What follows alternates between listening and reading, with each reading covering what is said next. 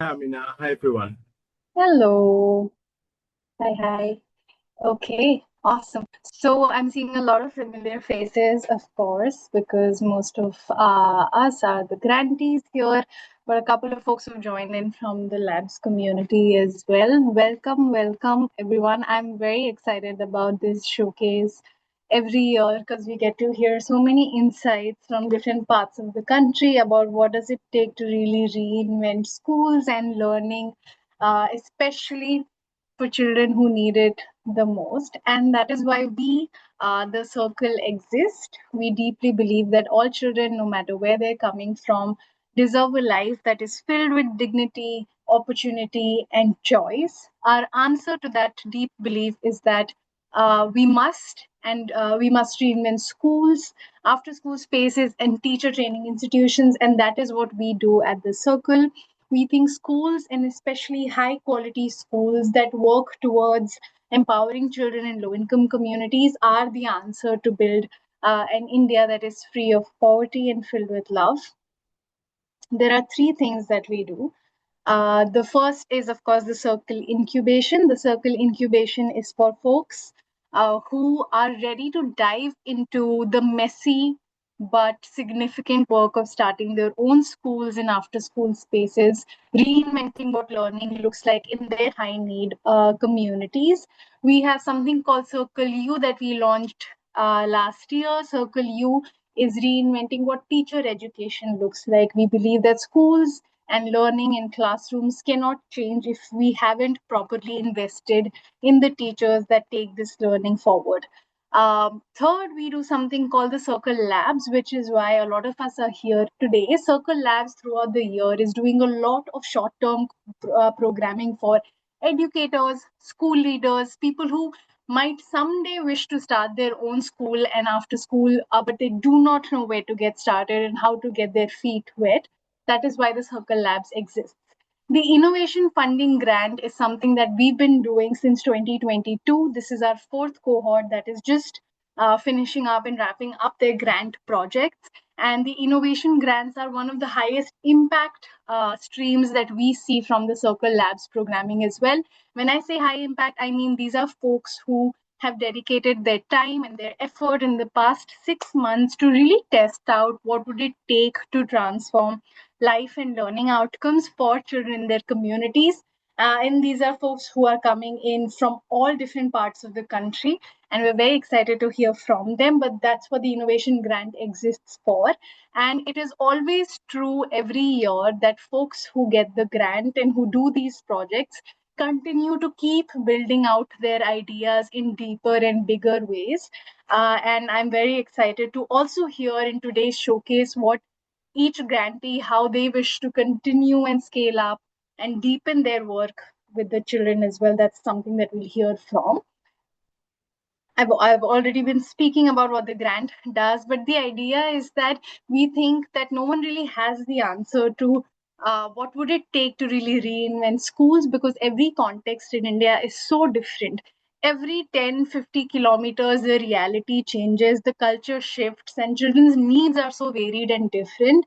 That is why every year we're looking for folks who will come in with a proposal for their context and say that I want to try out X to see if something like this could potentially shift life and learning outcomes for children in my community. And we'll hear from these folks. This year, we were able to give 23 grants for 23 projects across the country. This was the highest number of projects that we've ever selected, and about 2,000 students are what we hope were potentially impacted. The depth of these insights, what were these impacts about, is something that we'll hear in the showcase today. Out of the 23, we have about 13 grantees presenting their projects. We'll hear from projects that span from Guwahati to Bangalore to Bhopal, Jamshedpur, Pune, Fulamla in Amravati, Maharashtra, Jaipur, Mumbai, or Manji, Jharkhand,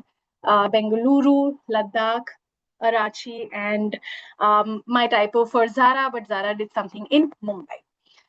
I'm very excited to hear about all of these projects, and very excited to hear about what you've learned about student impact, and your own theory of transformation in your context.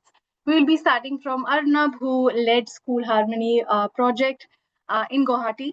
And we'll be giving some 5 minutes to each participant to present. Following those 5 minutes, we'll have a minute of just questions and answers. And if someone feels like they have a burning question and something they want to ask about. Okay. Actually, before we move on to Arnab, I would love for folks to come on over to the chat and tell us how you're feeling. What are you excited about? I'm sure some of the presenters are nervous, but in one line, if in one word, if you can tell us what you're feeling, that would be great before we invite Arnab to begin. Thank you, Arnab. Arnab is feeling gratitude. I resonate with that, Arnab. I'm also feeling really grateful for you all. Thank you, Pratima, Mridula, Pawan. Durga is feeling enthusiastic. Shubham is feeling relevant. I love it.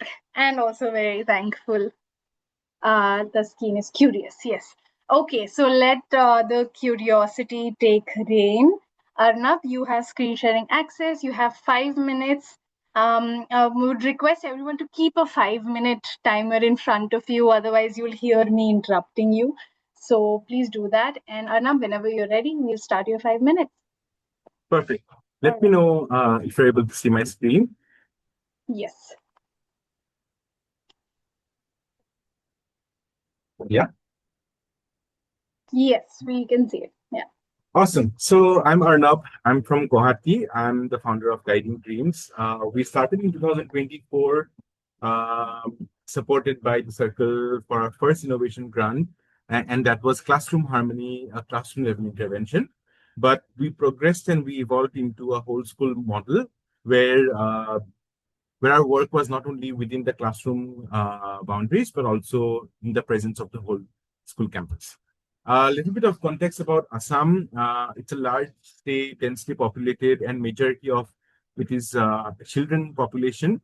However, the system has a few gaps in terms of education completion and generally targeted towards low-income communities. The dropouts rates are much higher than this.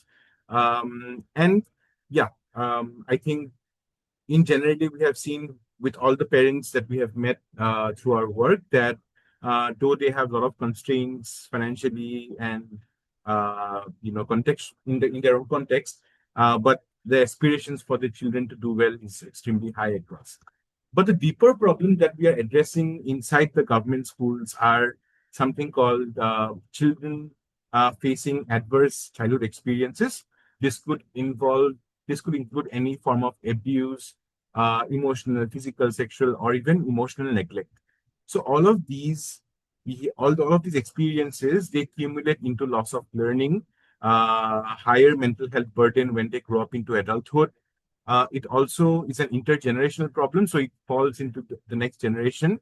And our objective here is, can we break that cycle through a preventive approach?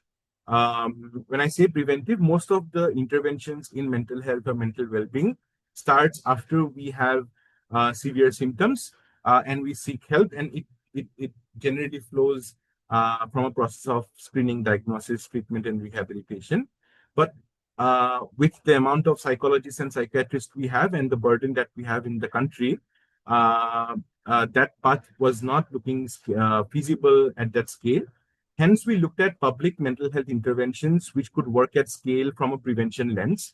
And the interventions that we have picked from the global science are is the promise is that if these interventions can be integrated in every class, if these routines of emotional well-being and safety are practiced and aligned at a school level, and if they are reinforced at home, collectively we can bring the mental health burden of India by 70% in the next 10 years. That's the mission that we are on, that emotional safety and well-being should be integrated along with the academic curriculum for whole child development in a school. Coming to what we have developed with the support of the Circle and the Center for Public Mental Health is a program which can be easily integrated in any school, because these are not extra sessions, these curriculum, the lessons that we have developed, the scripts, the conversational guides for teachers, for parents, for students, activities, the routines, and the learning resources that we have developed, all as part of the school harmony model, it all gets integrated within the school routine without disrupting it or without even asking for additional resources. So any teacher can become a facilitator to mental well-being and emotional safety just by following the new structure of teaching. So what we essentially do is we don't uh, teach, but we change the structure of teaching well integrated into the existing curriculum and the calendar. What we have seen in the last 1 year of implementation, because our program has been continuing or evolving since 2024, we have seen that in a classroom, behavioral disruptions has decreased by 90%. We have also seen that uh, peer behaviors like bullying, which is very common and often goes unnoticed, now gets noticed a lot. Students are able to identify these behaviors, and it has increased from almost 0 to 1% to 70%. Now, students are also able to stand up against bullying and show support to the victim. These are all through the preventive lens. Third is students are now able to express gratitude more proactively and comfortably. And we have been able to activate 60 student leaders. These student leaders are basically kind of role models for this program output, and they are placed across class 4 to class 10. So now we know that in every class, there is someone who will show pro social behavior, who will stand up against bullying, who will also support their peers to do emotional regulation. And in a group setting, that's how the peer dynamics change. And we have seen these change very well. Unlike Arnab, if you teacher, can wrap up in the next 30 seconds. done. These are few moments captured through the interventions. On the left, on the top left, you'll see a kid who stays with her mother, who often gets bullied by their landlord. So she was sharing about the story with how she stood up against the landlord because she was able to identify that this is a bullying behavior. Some of the other photographs captures about the student leaders who were appreciated for showing positive behavior and standing up against bullying.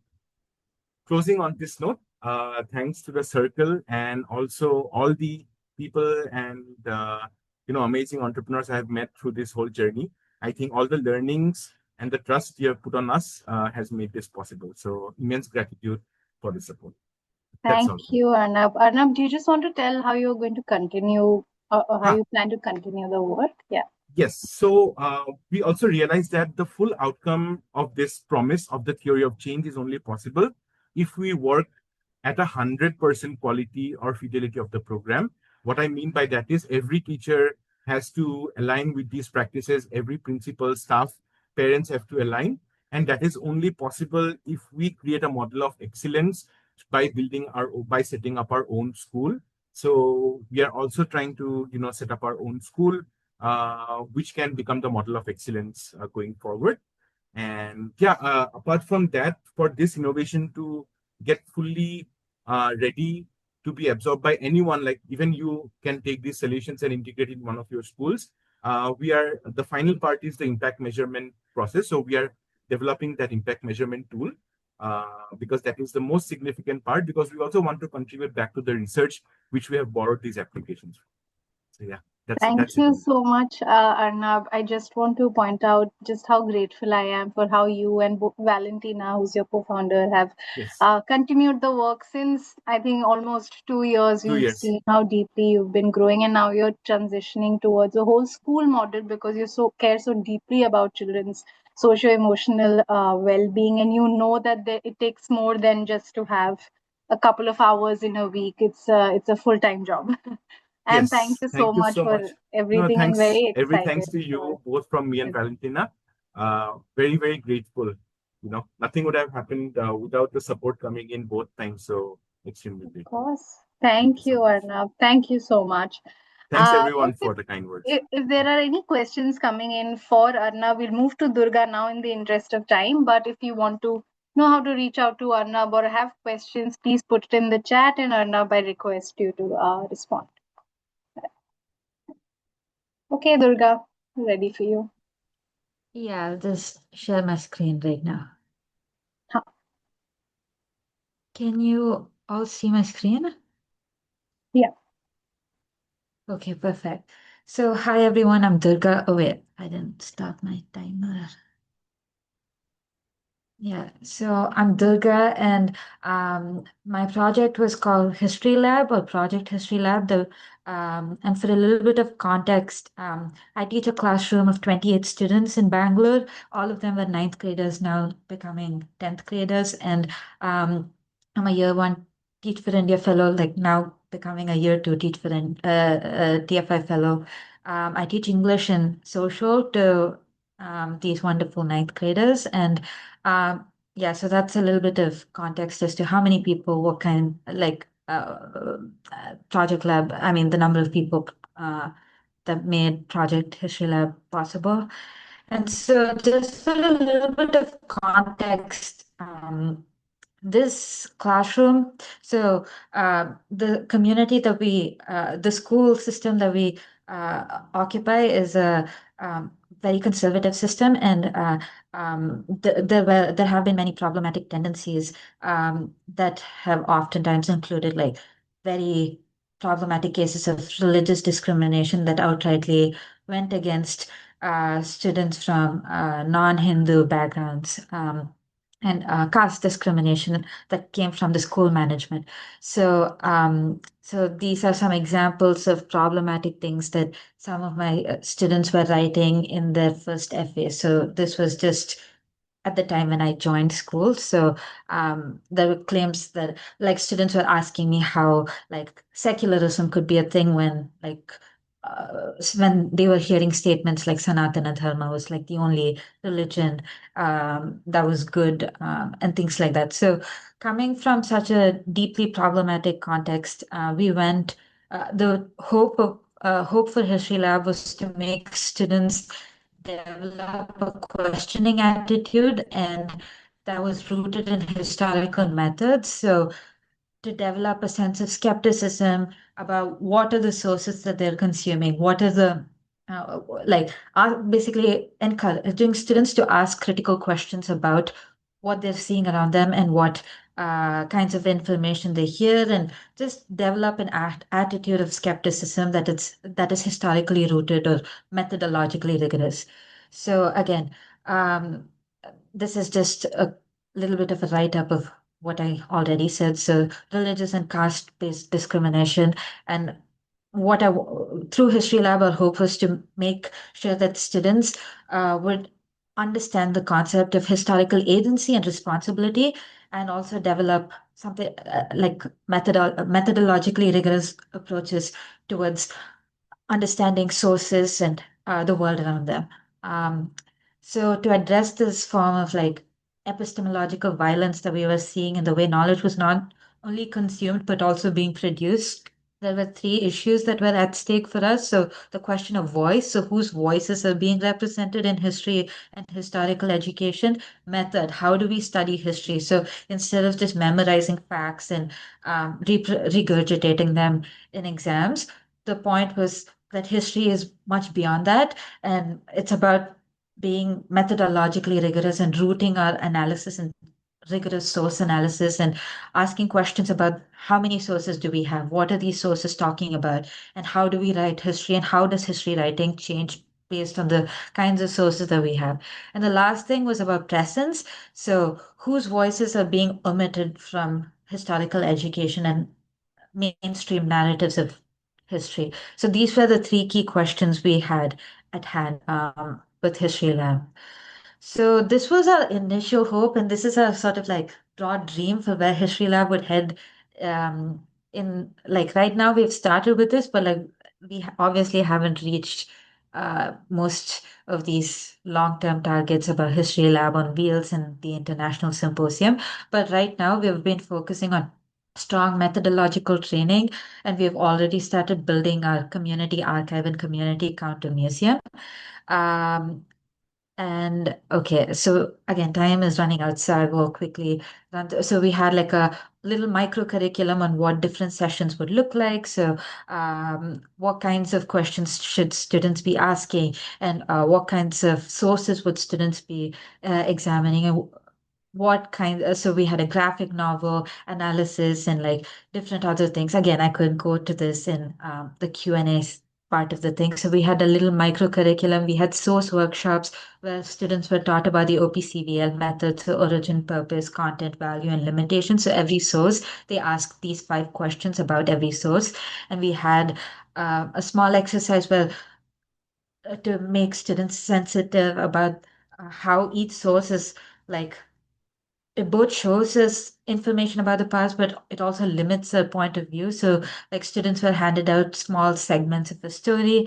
Um, so each group was given like a different part of the story, and they had to make a judgment about what it was a story about a little boy. So each group came up with a completely different view about who this boy was, and that was just a little exercise to make them at the beginning to make them understand how having or not having different sources could affect our view of history. And so we had like different, so after every session, we have these post-its where students write down like what they got from each session. And for these source workshops, we had like, I Durga, you'll prepare these wrap up, little, please. If you could wrap up. okay, yeah. Yeah, so we have these source workshops where we, so this is an example of a seminar that we run. So the point of this whole system is for not just me to be lecturing students, but for students also to like co-lead these seminars and things like that that happen. So we have these difficult conversations where students write argumentative essays. So we had one on prison abolition, and like these were a few essays that the students wrote, which talked about the abolition movement in New York and how we could try to develop a prison reform movement in India and things like that. And yeah, and towards the end, I made all my students write a little essay about what they thought history was. And so these are 2 essays that really stood out to me. And like one of these students was writing about OPCVL and how every source is needs like we need to be asking questions about every source. And another student was talking about how each source is like a window to the past. So there's only so much you can see, but you can. Um, the more windows we have, or the more sources we have, a more complete picture of the past we have. And she was making a really great comparison with how like each source could be seen as a separate body part, and how like a combination of different sources makes up a fuller view of the past. And again, this is just my observations. And Thank you, these Durga. are Would you some, just wrap up by telling us your future plans with the project, please? yeah, absolutely. Yes. So sorry I went over time. But yeah, so patients in terms of the site visits that we wanted to do. So in February, there was again the management was not really I mean saying that they were not they didn't take kindly to some of the um, arguments that we were making and how we kind of stood up against some of the problematic stances that they had. So in February, there was a huge issue, and then they wouldn't allow us to go out for like, so the permissions end of things. For my manager from TFI stepped in, and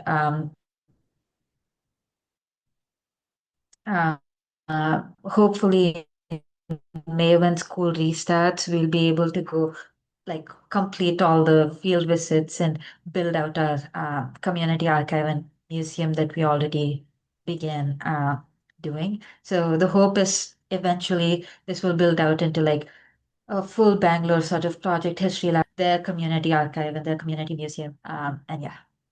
Lovely. Thank you so much, Durga. And folks, for those of you who are, of course, not grantees and are listening to Durga, we have something called artifacts that we get our grantees to submit every couple of weeks to just keep us updated about their projects. And whenever I was meeting Durga for updates, the artifacts folder is so mesmerizing because there are so many, there is so much academic literature, but also concepts and frameworks about how history should be taught, but it's never really taught, and how we need to move from system oriented history to more individual and community oriented history, and how that is going to impact the way children think about themselves and their identities. And Durga believes really strongly in that. And she also mentioned that she got a lot of pushback from the school authorities around the project, and not just her, but the students were also speaking out against the pushback. So I'm so glad that you continued and hope to continue, Durga, and I hope that you do.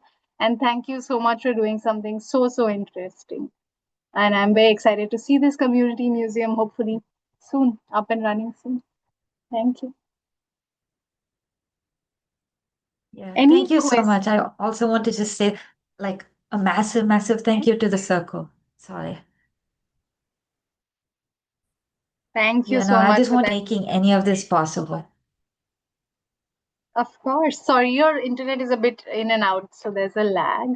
But any questions and insights for Durga and requests for connection, please take it over to the chat. I'm sure she'll respond to it, and we can move on to Jafar. Thank you, Amina. Yeah, hi everyone. So, I'm Jafar. Am I audible? Like everything clear? Good. Yes. Yeah. So, okay, great. Thanks, Pawan. So, I'm developing Agaz Academy. It's a future readiness model for children, underserved children in Bhopal. Basically, we are working with children from as young as sixth grade to help them build life skills, socio-emotional skills to basically like grow up as like human beings who can then build more sustainable lives for themselves. So I'll quickly share my screen and share a bit about what you said. I just texted Amina that 5 minutes are so less to talk about our work, but I yeah, believe in you. You can do it, Jafar. Yeah. yeah. So guys, like I think as shared, like I think the major issues which like in the beginning of pilot, I was able to identify that like in Bhopal from like youth from marginalized communities, like they have very less social capital and network and also limited exposures to work on their like emotional and social side, like a lot of attitudes, mindsets and everything. And there's also academic gap, like there's only 50% students in the community who are 10th pass. Uh, also like we with the help of like Circle and the innovation funding grant, we were able to like build a center. Like we had a center. So my father is running a learning center for 22 years in the community, but it needed a lot of like support and infrastructure support, which like we got from Circle. But what we did is some kind of a need analysis in the community, in the parents and among students. Like we saw like some issues like really like were closer to my heart where like students were finding it really hard to ask for help or speaking with adults, just the communication skills and also the fear of like rejection or fear of getting judged. So that was around 80% among all my 25 students which were there in the learning center. I'm so just to again build a context, I am running a after school learning program. So here again, like we also saw that many students have some kind of a dreams understanding in their mind, but then they don't know anyone in their known circles through whom they could understand the entry points. Uh, sorry. They could understand the entry points of these careers. So again, what we did in the last 6 7 months were like we were doing a lot of activities around and workshops around communications, life skills, and lot of we were inviting a lot of professionals to do activities. So I have a small video for that if I can show it. It's a 1 minute thing. Is it audible? Is everything audible and clear? Is it on the display? It's Hello? visible. It's visible, but does it have sound, Jafar? Yeah, it's okay if we also play it without sound. Okay. Yeah, it has a Okay. little bit of just background music. Yeah. Then you can play it. Yeah.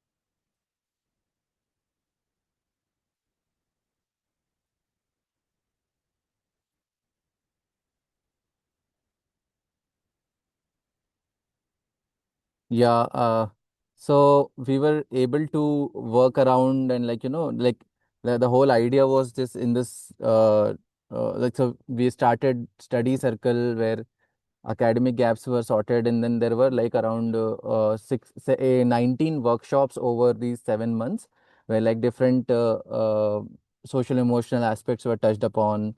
There were like professionals who were doing, like you must have seen in the video, like they did some real world challenges with the students, like designing fashion or basically understanding the sports industry. uh, so the basically my thought was that students should be able to understand the world of work early in the school days. That's why I start all of these things at sixth grade. The whole designing aspect comes in when like we have to design things at the rigor.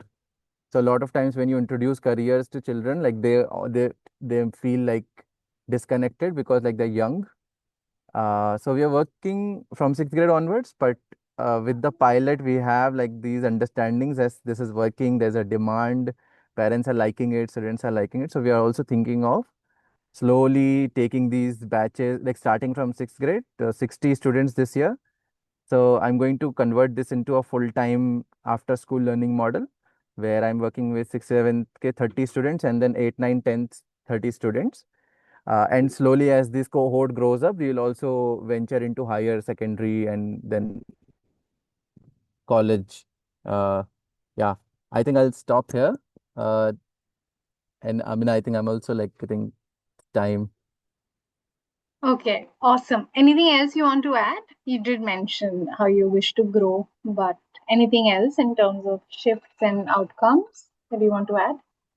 What do you hope to actually do overall? Yeah, so I'm going to convert this into a future readiness model which students can access after school. And we are going to work in a after school center, like, and then students are like they will basically get exposure into three verticals, like exposure, social emotional aspects, and then life skills. And academics always is the priority. So like with these four things in hand, we are going to work with them every day for 2 hours, and then that's how like uh, around like for the whole year we will be connected, and we're going to do a lot of hands-on experiments where Hmm. like the core philosophy of Agas is that the more students gets exposure in like real life problems they solve, they get somewhere they get like confident in navigating challenges. uh so yeah, Thank you we'll so end much here. for that, Jafar. Thank you. And I know Thank you've been trying to build this out for over 3 years now, and it's so good to see the kind of speed and acceleration you've actually picked up in the past 6, 7 months. Jafar's also, to build this out, moved out of his full time role at his previous organization, and he's taking this on full time. And Bhopal also happens to be my hometown, so I am especially excited for this. Jafar, thank you so much for doing this for kids in thank Bhopal and you. actually jumping into it with so Yeah. much rigor. Thank you. Thank you. Whole thanks to Amina and Circle, like, and everyone who have been there to like brainstorm, like, because the initial year is all about getting things on the field. And that's when I realized like these 3 years I did like a lot of brainstorming and ideation, but going on to the field was the most important thing. And I think circle played a very important role in all the motivation and everything. Yeah. Awesome. Very excited to see how you build this out. Thank you, Thank Jafar. you. Thank you, We Amna. are moving to Nitisha.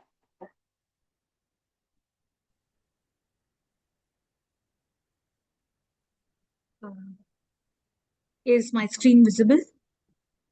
Okay, great. Hi everyone, my name is Nitisha and I'm currently building Fem Future Collective in Jamshedpur, Jharkhand. The innovation funding grant, the micro grant that we got was for a specific project called Gender Action Clubs. The context is that we set this up in Chota Govindpur, which is like 80% tribal community. And most of the students coming to government schools are from SC, ST communities in the area.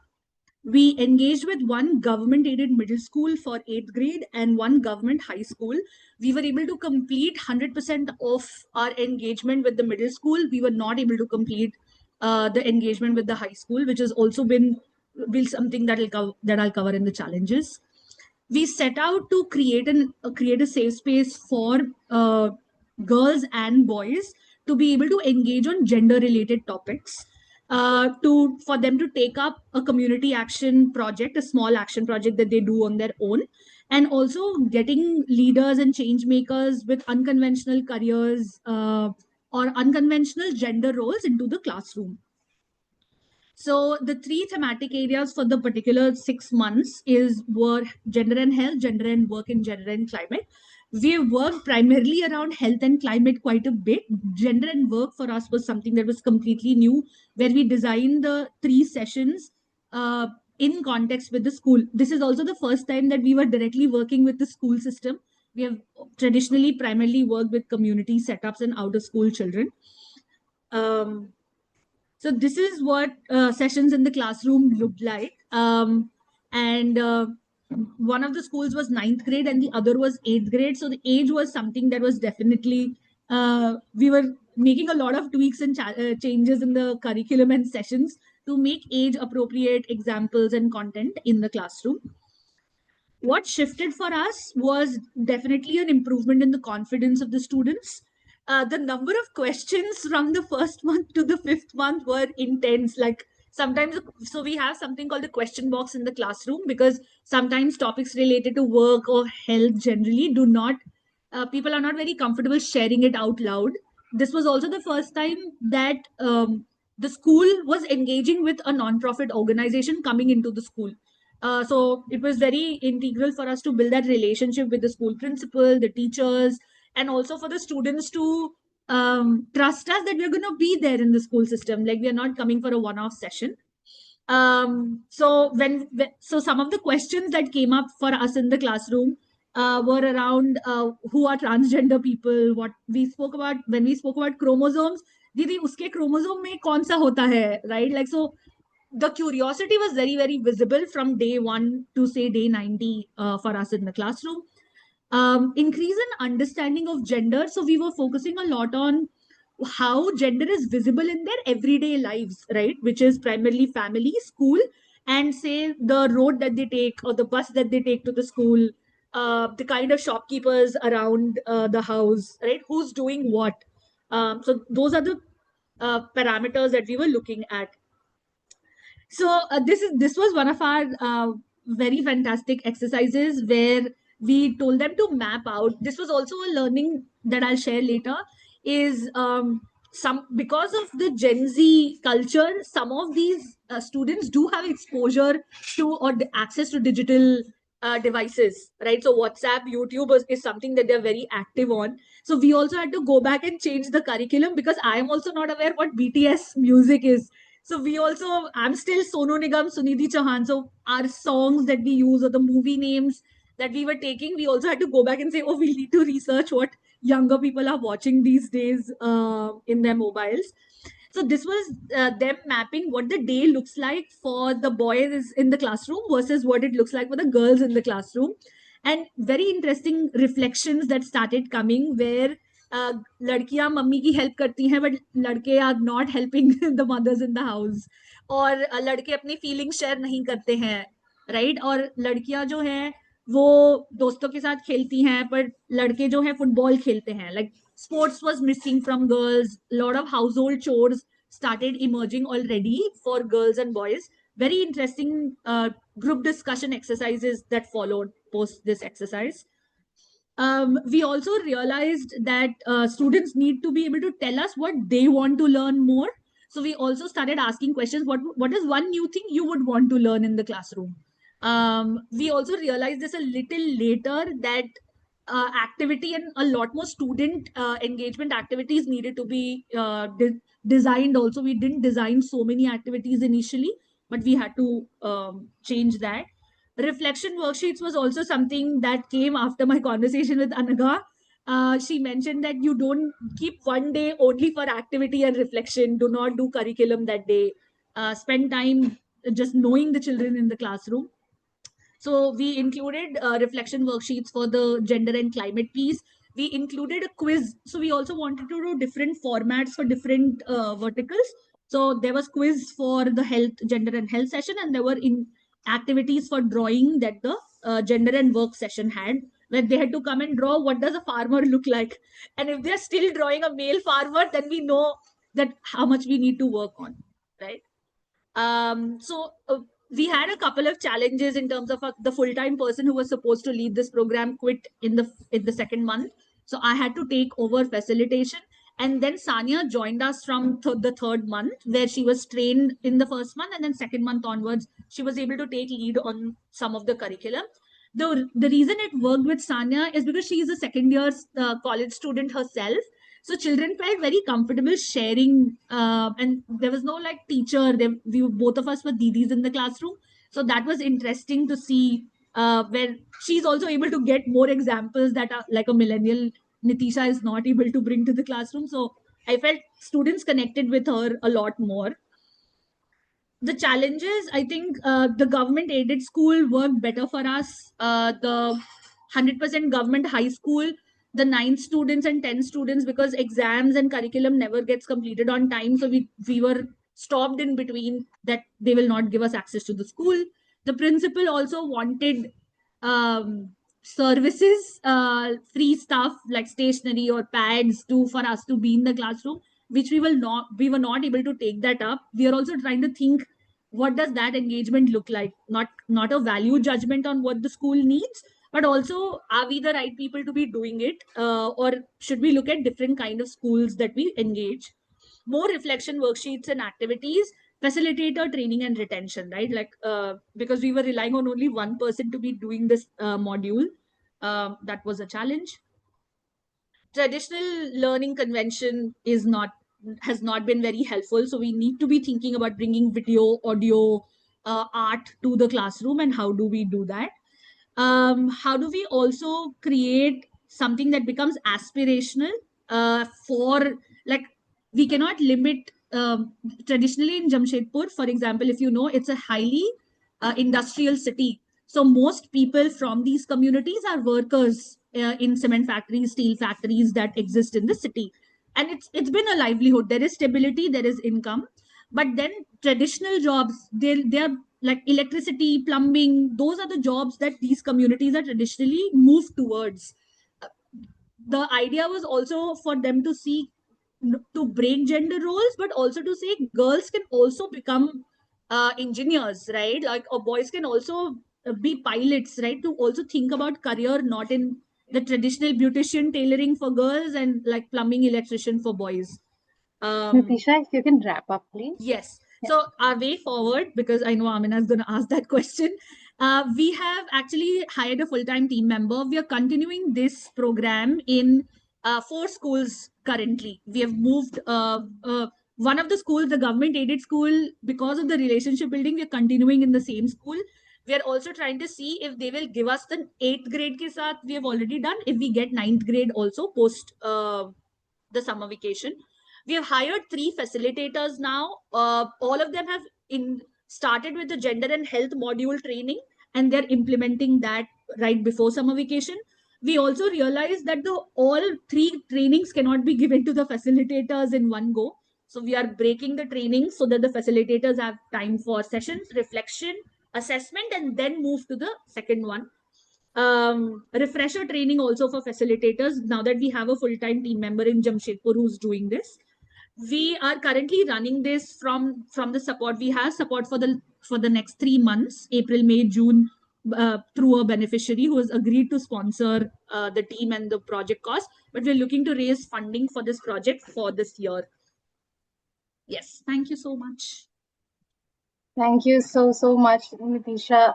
With every year when we give out the grants, folks, there are certain themes that we select where we feel like, okay, you know what, we don't actually know where it fits into the entire picture and story of reinvention, but we feel like we need to take a bet because not just because of the person who's applying, but because the theme seems like it's important in the lives of children, but we don't know how it manifests in schools reinvention or what does it mean for school innovation. And gender sensitization is one of those topics. And I think Nitisha, you've been so rigorous about the whole project, also knowing that you faced such structural challenges as well. There was first onboarding the schools and then convincing the schools. I mean, in those schools, girls and boys sitting together isn't even allowed in the first place. So how do you actually take a gender action club there? But I think you've been able to, you and your team and with the various facilitators you went through have been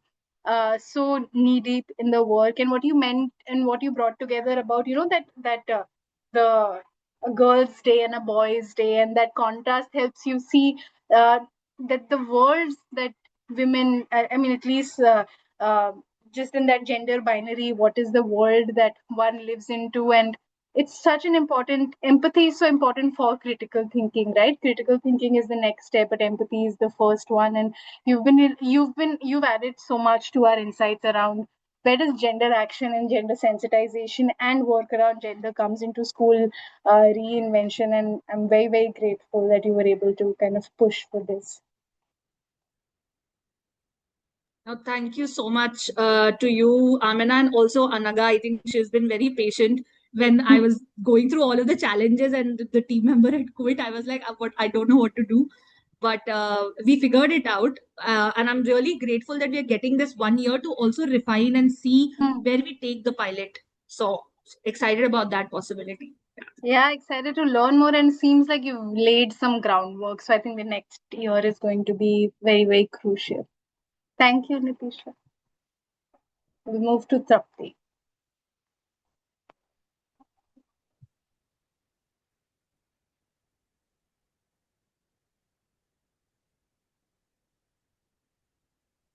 Is my screen visible? Yeah. Yes. So, hi, I'm Trapti. I just completed my 2 years of Teach for India fellowship. And during my fellowship, I started a project called Zaria, which is a path to strength, providing a path to mothers for, them growing and learning. So, I was a grade 10 fellow in Ganesh Pet, and my friend Samara was a fellow in Luya Nagar. I was a grade 10 fellow, and she was a grade 6 fellows, but both of us were facing the same challenges in the classroom, which was, lack of attendance, bullying each other, violence, kids having the patriarchal mindset, and, their futures were uncertain because they were restricted to few future paths and were not ready to explore more, and financial issues, of course, because they belong to underserved communities. Their fathers and mothers were unskilled. They were just having daily wages and they were not able to make a lot of money, just bare minimum to survive. So we came up, and in the PTMs and everything, whenever we had as fellows, only mothers used to show up and fathers didn't used to come. So we had most of our interaction with the mothers only.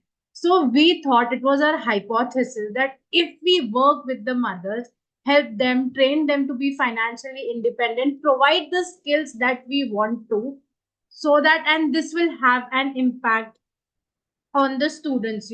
So we thought, okay, we'll make our mothers financially, emotionally stable, and that will have an impact on the students. Trapti, sorry to interrupt you. Will you make this into a slideshow format? Yeah. Because the text is not visible. You can just click on present. Yeah, is it okay now? Much better. Yeah. So our model was that we are going to have teacher training for the mothers who were 12th standard and above, like who had studied 12th standard, vocational training for the mothers who had no education at all, and SEL spaces for the mothers and the students together. So in the teacher training, we developed a full curriculum, sat with the mothers on speaking, sat with from as basic as phonics, foundational and numeracy and basics, pedagogy, culture, everything that a teacher training goes through that, and we partnered with NIOS. So at the end of the project, they will have a degree, and not only they can work but also take that journey ahead. And vocational training, which started with sewing basics, threading with a needle, button, making bags, making tote bags, making different things that they can sell off and make money. And SEL spaces, I think, was most important part of the project, where both of the kids and the mothers came together. They were connecting, talking about each other's dreams. The kids were getting really motivated that if our mothers can do it, why can't we do it? And the mothers were then realized on how to speak English. They started to getting knowing themselves better. Then the mothers formed a community, because it's very difficult for mothers in the underserved communities, to just have that community to do what they want to do and just have someone to share. So the few mothers started sharing their problems about their kids. The others started, and together then they started problem solving for each others. So, what we found out during this project was that when mothers are more involved, children's learning and understanding is improving, their attendance is improving, they are getting really better at the discipline, their academics is improving, and the mother's language skills are improving. So, they are able to take the homework of the kids at home. They are able to communicate with them in a language that is taught to them in the school, understand their textbook better. So as a result, like my mother was educated, so I had someone at home to, to just go through, help me with the homework. And these parents don't have any, our kids don't have anybody at home. And so the mothers were able to do that. So we worked with 25 mothers during our project Zaria. 8 of them were the part of the teacher training, which have now secured paid internship at Jawahar English Medium School. And 5 of them will work as full-time teachers in the same school. For the mothers, 17 mothers were part of the sewing program. And they have presented at Inspired. They had a stall. Inspired is a program that Pune has. They had their stall there. They also presented their products in front of the board members at Teach for India. They also now are working with 3 brands to make gifting vouchers for them. And the SEL, like they have improved so much. The English, if you see, they couldn't read a word or say a word properly, but now they are able to speak in full sentences, communicate properly, and wherever they have to present and Teach for India showcase, all of them are speaking in English.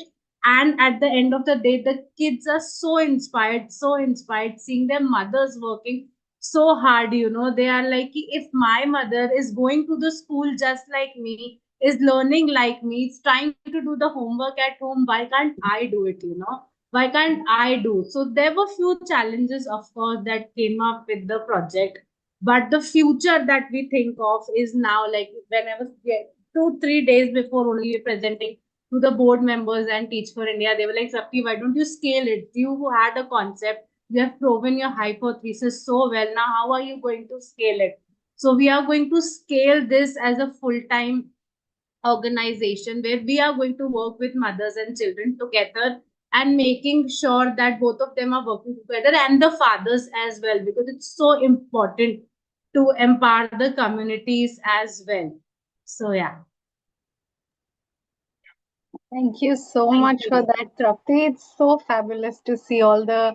You have such concentrated insights. I know when we were beginning, we were like, oh, how you're going to make sure that the mothers are actually integrated into Yes. classrooms and they are seeing value and there is continued Yeah. engagement. And it's so lovely to see all of these insights and all the parts that the moms have taken, all thanks to you. I'm so glad to know that's new information to me that you're expanding into an organization and there is so much need for this in the communities you're working with. Very, very excited to see how you go ahead with this. Thank you, Trapti. Thank you. Thank you, folks. Because we actually have a little bit of time window for Trapti. Any questions that's coming up from anyone? Anyone wants to ask any additional insights?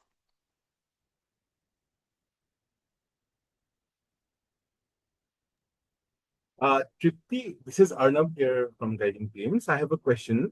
So, how do you ensure, like I understand that the training for the mother is the whole core of the program, right?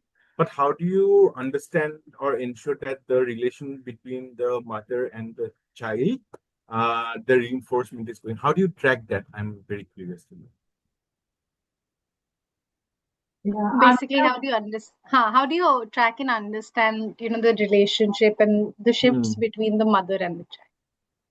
Yeah, so we had a tracker where we were monitoring and evaluating the students' growth, and also like where they were in the beginning of the year, how was their attendance in the beginning of year, and after we intervened in the program, where their academics is, where their discipline is, how is the Got it. culture of the kids. So all of Got this it. we were tracking throughout the program, and also hearing from the mothers, seeing their bonds in so many sessions, like from the first session to the last session, we could see the bond was improving. They were talking to their mothers in a different tone. At home also, like during our community visits, we had got to hear from the Yeah, grandmothers, so the that's what I wanted fathers. to understand. Yeah, So you do community visits, you visit their home and do some yeah, level of understanding of their yeah. bonding and relationship too. Yeah, you have to, I think, in projects like this, you have to stay core to the community. You have to visit home, understand their settings better so that you can help them better. Social emotional learning, I feel, can only work when you are really connected with them, understand all the aspects, and help people grow. So it's really Absolutely. important, I feel. Yeah. Amazing, amazing, fantastic job. Would love to connect.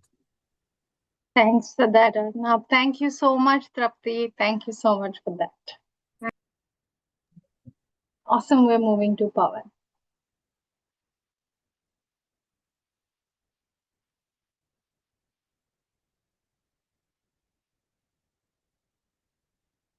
Is my screen visible to all? Yeah, Pawan, we are actually seeing those Zoom boxes. Do you think you can minimize them if they're on your screen? वो panel जो है ना Zoom का, if you can minimize.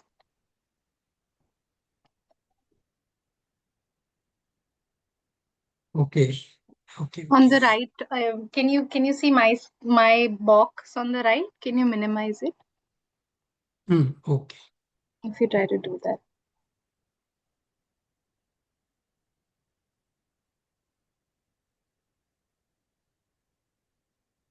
Is it okay now? We're Is still not can able to see the right side of your screen. I mean, there is a black box. Just minimize all of Zoom and you can just present your screen.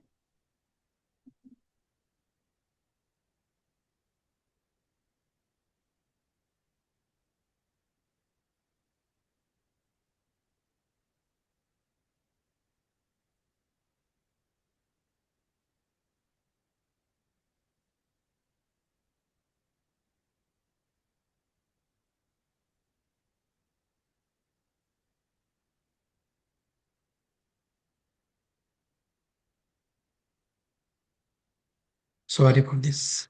No, that's okay. That's okay. Happening first time with me. It's okay. If you want to share the link with me, you can do that.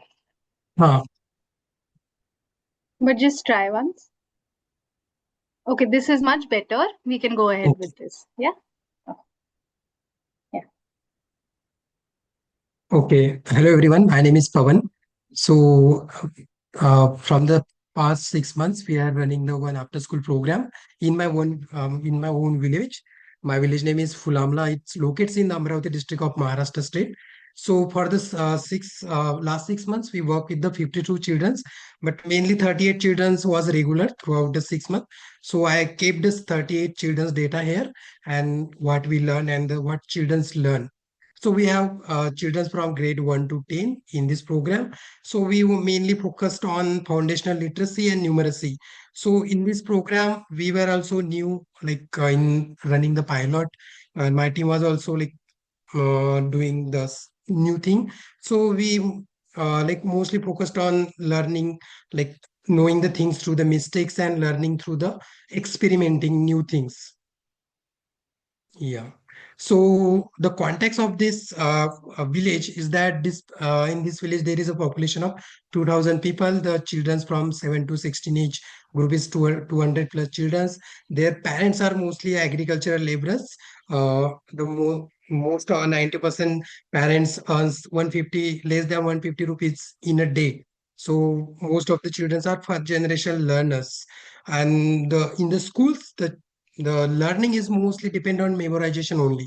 So we thought that we should like work on this, but we didn't know what to do. But like we got the support from the lab and the Aminaji. So we like designed this program working through the activity based learning.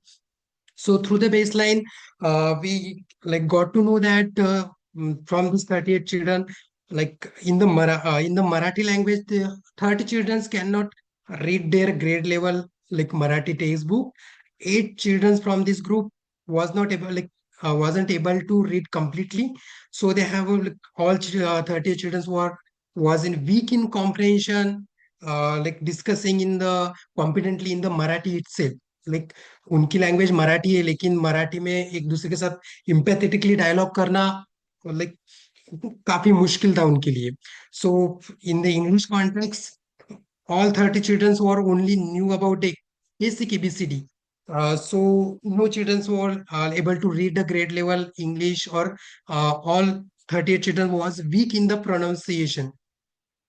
For the mathematics, the scenario was the same. The all 38 children wasn't able to do a grade level mathematics or solve the contextual numerical problems uh, like contextualizing transaction, knowing the things yeah. So from this baseline, we got to know the core challenges that the children faces the low confidence. They hesitate to speak. They hesitate to ask the questions when any problem arises. They do not participate in the classroom. The one children for the entire one teacher for the entire classroom. उस class में children का attention span भी काफी problematic हो जाता है. एक task वो कंप्लीट नहीं कर पाते. तो for this 38 children, they were not able to, they do not have the motivation to learn from the textbook. They do not have the motivation to solve any mathematical problems, or they do not have the any kind of parent support from the home, because the parents are for parents go for the daily wage and children's do not have the any support from the home. So working on these children, we work in the three dimensions. पहला है कि level based learning में हमने ज्यादा focus किया. Children's की learning level same है, उनका ग्रुप बनाया. सो इस in this group we focused on to close their foundational gap like reading, talking with each other. उसके बाद हमने शिफ्ट किया कि इसको थोड़ा एक्सपीरियंस बेस्ड किया जाए, क्योंकि the farming is same for all. थोड़ा गेम्स को इंटीग्रेट किया to bring their attention to the more learning. थोड़ा स्टोरी टेलिंग की तरफ हमने थोड़ा झुकाव किया, क्योंकि सिर्फ मराठी पढ़ना वाजंट लाइक मतलब मराठी पढ़ना ही हमारा एक गोल नहीं था. अगर उसमें से वो कुछ बता पाए स्टोरी के मतलब स्टोरी बता पाए एक दूसरे को, तो it would help them more to go towards learning. इसमें हमने और ज्यादा फोकस किया कि ऐसी स्पेस बनाए जहाँ पे दे विल नॉट जज इधर, they create some groups, they form the इस फोटो में they are childrens working together. They created a saving bank in the room in the after school program. या so from this in this after school program, earlier we saw that most of the children, like for the all children, they were used to silence in the class. They used to come, sit and listen. हाँ sir समझ में आया और चले गए. तो हमने ज्यादा फोकस किया कि they will express themselves in the classroom. तो हमने इसके लिए करिकुलम डिजाइन करने का हमारा थोड़ा लाइक दिक्कत गई, but with the help of circle, so we created a certain introduce the games. तो उसको थोड़ा हम एक्सप्रेशन की तरफ लेके गए, थोड़ा स्टोरी टेलिंग उसमें ऐड किया. तो we focused on more understanding the things, more understanding the Marathi through the dialoguing each other, to learning the mathematics through doing the transaction with each other, like making the saving bank in the after school, that one of the example. So there is a one student Manav. So Manav like हमारे गांव से आता है, वो अपन like he was in 6th grade. So used to very quiet earlier. After like जो हमारे educator है उनके साथ बैठते थे, बात करते थे. तो अभी लाइक जब हमने गेम छोटे छोटे गेम्स इंट्रोड्यूस किए, उसके बाद उस बच्चे का कॉन्फिडेंस बूस्ट हो गया. He started participating in each activity, learning started learning very quickly, because हमने जो एक दूसरे को ग्रुप में बैठाया. तो उसकी वजह से there is one girl Anjali from the 9th grade. She मतलब जब वो ग्रेड में आने लगी, आफ्टर स्कूल प्रोग्राम में आने लगी, she wasn't able to do a simple mathematics in the 6 month period. अभी वो 5th grade बच्चों को बेसिक कंसेप्ट सिखाती है. यहाँ पे हार्ट का एक डिजाइन है, ऐसे छोटे छोटे जो भी एक्सपेरिमेंटिंग जो डिजाइन हम बनाते थे, जिससे उसका इंग्लिश में मीनिंग क्या आता है, हम एक दूसरे को वहां पे चिल्ड्रंस को सिखाते थे. So this all program we learned that we need a space where everyone feel the belongingness. They will have the ownership. They also we thought that we should have the more advanced curriculum. Also, the activity based learning played a huge role, and parent engagement also helped us a lot to contextualizing the learning. More way forward, we want to continue this all program. Wanted to replicate this after school program in the nearby villages, and wanted to build a curriculum, proper curriculum for this program. Yeah, thank you. Thank you so much for that, Pawan.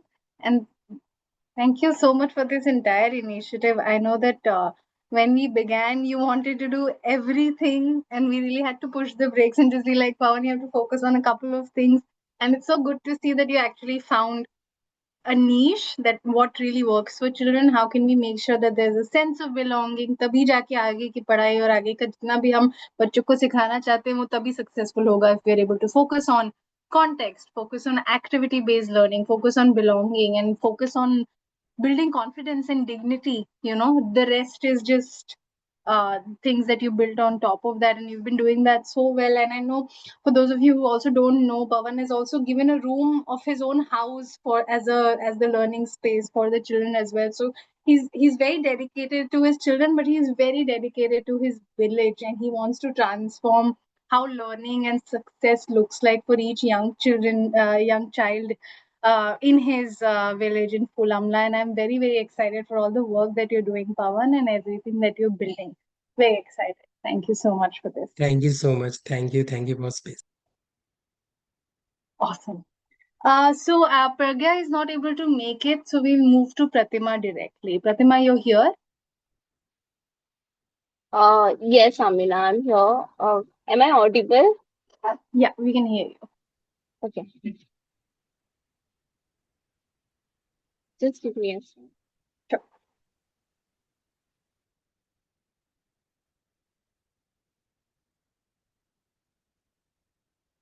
Okay, is my screen visible? Yeah, we can see. Yeah. Okay. Good evening, everyone. I am Pratima, and so me, along with my co-fellow Almas, we are working on a project called Mission and Possible. So Mission and Possible is basically a community learning center that we built with and for the children from Vardi Kollivada in Mumbai. And just to give a context, we work with two BMC schools, one where I work and another where Almas works. So we engage with 30 plus students, and we reach directly to 30 students, and our program had four sub core elements that we worked on. So first, when we entered the classroom, when we had entered the community, we saw that children were, full of curiosity. They wanted to learn. They had great potentials, but there were multiple challenges that were hampering their growth, and they were not only academics, but there were many students struggle with reading. They struggled with understanding numbers. There were a lot of academic gaps that we had identified, but apart from that, something that really stood out to us was their low self confidence and their very limited belief in their own potential. One thing that also came out was when we were discussing with the students, they came up with multiple challenges that exist in their community and how they were keen on, working on those challenges. And they had so many solutions to the problems that were already existing. And that's when we realized that maybe we should work on something that is beyond academics, that can give them that space to, collaborate, to think, and then build projects and build solution to the challenges that are there in their community. And this is where the Mission I Am Possible began. So our goal was very simple. We wanted to create a space where children could learn, they could feel safe and lead and believe in themselves. So we worked with grade 4 and grade 7 students across BMC schools through our 4 components. First is our learning center, which was focused on mostly remedial academics. We also did some sessions on career exposure. We did activities on critical thinking. And we also had sessions on 21st century skills because we feel that is very essential for students these days. Alongside this, we also made sure that every session that we did was rooted and anchored in social emotional learning. So that was at the core uh, of our every session. And learning, second, that next thing that we wanted to work on was the buddy system, which actually flourished very well between the grade 7 and grade 4 students. In this system, grade 7 students mentored grade 4 students from Almasi school, and this created a really beautiful two-way relationship where the younger students from grade 4 felt supported, and the older students could discover their own leadership. They could discover how responsibility works out in a learning ecosystem, and that also built confidence in both the entities. So yeah, that was a birdie system, which was also part of our project. And next we work the highlight of the project was students worked on community projects. Instead of only learning inside the classrooms, they identified real problems around them in their surroundings. They were paired in groups. They sat, they discussed, they had deliberations, they had debates, and then they themselves designed and executed solutions. Some were successful and some are still in progress, but nevertheless we appreciate all the efforts that they have put in, because it required a lot of research into the issues and a lot of collaboration between the teams, and they presented their ideas to the school, they presented the ideas to their parents and to the community members where we work in. These are some. These are in details what we did with the structures that we had. Next, the shifts that we focused on was first was self confidence. Of course, we wanted to have have children who can lead themselves, who can lead their peers, and who can lead the community as a whole. For that, the self confidence was at the core of everything that we did. Initially, the children who avoided eye contact, who did not share anything in the sessions or in the classrooms, we saw by the end of this project that they were able to initiate conversations. They were able to lead group discussions whenever we were having it. And also a lot of students presented their proposals of projects at the end. Next was collaboration, because it was again a collaboration between two different grades, two different schools, and most of them were, made to work with groups that they had not worked with initially. So of course, collaborating with each other, understanding each other, uh, coming to a consensus on different ideas. That was something that we saw over the period of time, and they are still developing that. Next was academic engagement. A lot of students who were part of Mission 9 Possible, we saw that they had increased attendance. Uh, they had increased understanding of what was happening around them. Also, there was this sort of, intrinsic motivation in them that help them to learn better and engage better in different activities and different learnings and learning environment. Next was, because we focused a lot on social emotional learning, we could see that a lot of students became more vocal about how they were feeling. They became more empathetic about their peers, about their group members, and about their community. And we used to all the session used to begin with uh, emotional check-ins. We used to have multiple sessions on how to deal with conflicts, how to deal with emotions. So that was also a core part of what we did. A few stories that I would like to highlight Pratima, is, one is, yes. I'm so sorry. You'll have to wrap up now. Yeah, sure. So Jishan is a very shy and introvert person, but by the end, believe me, he presented the project of his group, and we could see the change that was so evident.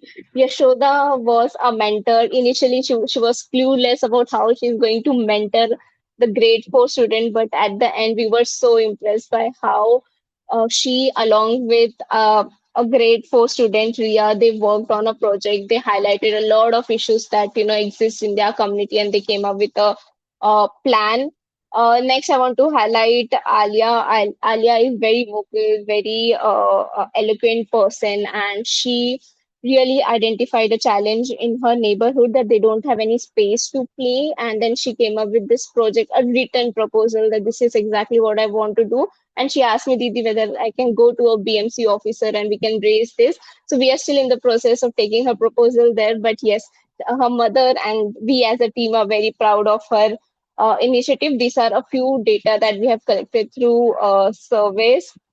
Apart from that, what we have learned is that students really learn in a space where they feel safe, and uh, it's always about them. I mean, the learning is always two-way process. It's not only we teaching, but there are a lot of things that we learn from the students. Their voices matter. This is something that we understood from this project. And relationship. I mean, if you're working in a community, if you're working with students, or if you're working with children in general, it's really important for you to build that relationship with them, with their parents, with their community. This was something that we learned. And of course, classroom can be anywhere, and community is one of the best places to have the classroom where they can get the real life experiences. These are a few moments from our project. These are a few activities we did in the first picture, what makes a great leader, because we wanted every student to be a leader of their own story. So we did this activity where they themselves identified what are the qualities a great leader has. Second is from one of our sessions where we had asked them to identify the challenges that exist in community, then challenges that exist in India, and challenges that exist in world. So these are the responses they had come up with. And last, because we wanted to build a very safe learning space for them, we asked them three different questions. First is, how does a quality learning environment look like for them? What does quality learning environment feel like? And how does it sound like? So we wanted to cover all the senses here. So this was the activity Thank we. you, Pratima. And yes, Thank you. yeah, Thank that's you it. so much. Thank you. Yes, I'm so sorry. We just have to move ahead in the interest of time. But I'm so glad with just the kind of tenacity and also rigor that you and Almas have kind of moved ahead with this project. I know you were really trying to find your footing in the first few months, and then you realized community projects is the way to go. And these insights are really incredible. And I'm very excited to see what you build. And hopefully, you build this now that both of you have graduated the fellowship in some way or the other, that you continue. Thank you so much, Amina. And this wouldn't have been possible without you and the Circle team. So, yeah, sending a lot of gratitude. Thank you so much. All right, we're moving on to Riaz from Stevens team. Hello. Sorry, I had joined from two devices, so Okay. my laptop is not working. So I'm sharing screen from other device. Sure.